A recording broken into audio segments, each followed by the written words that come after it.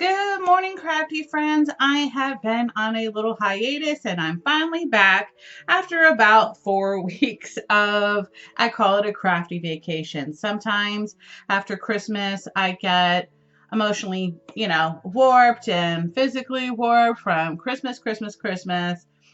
Especially when you have teenagers and they're home for vacation. It doesn't leave a quiet household to do videos. So, anyway, they are back at school. And of course, we had Martin Luther King yesterday, so they were home. So, here I am videoing today. And the first thing I want to create for my media center in my living room is a banner to put on it. Right now, I have some pretty rosebud strands with some little miniature lights on there, and I think it's looking really cute. But I thought, you know what, let's just go ahead and make a banner for it too. And so I thought I would create one. So first of all, I did make these little banners myself instead of purchasing them because I really didn't feel like going up to Michael's, and we don't have a Hobby Lobby here. So basically I just took some 16-inch chipboard and cut it to 4 inches by 3 inches. And then what I did is I used my ruler and went up about 1 inch and made a mark in my center at 1.5 inch. And then of course I cut it on each edge.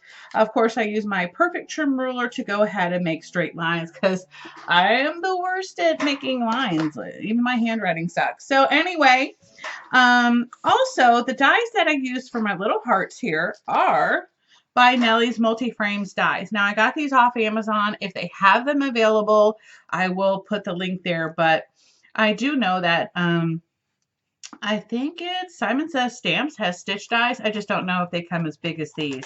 So you really get quite a few in here. Okay, also for my letters, I went through my stash of stuff that I found, and I found these Martha Stewart Create glitter stickers. And I thought, how these are perfect. They're glittery and they're pink. Why not? The paper collection that I used is by Paper Studio called Vintage Amour, and this is a 48 paper pack 6x6. And no, there are no designs on the back of them. So anyway, I always keep my scraps, so that's why my paper pad looks crazy. But anyway, I also use seam binding ribbon. I use some laces, and this palm little string right here is actually from Michael's that I got from the dollar bin, I believe. But that was years ago. So I'm really trying to use my stash. I know there isn't a whole lot of Valentine's paper designs out there, and I really just didn't want to wait forever for them to come ship to me. So anyway, I went through my stash and found the Vintage Amour pack. So, and it also fit the shabby chic vintage design that I was trying to do. Anyway, I did put the hearts up on foam dots, and then of course I just used my glue gun to glue the rest of this on here. But anyway, I just wanted to share this really fun, cute banner with you, and hopefully I'll be coming up with some other ideas really soon. So just wanted to pop in and say hi and hope you all have had a great new year, and I will see you all very soon. Thanks, guys. Bye.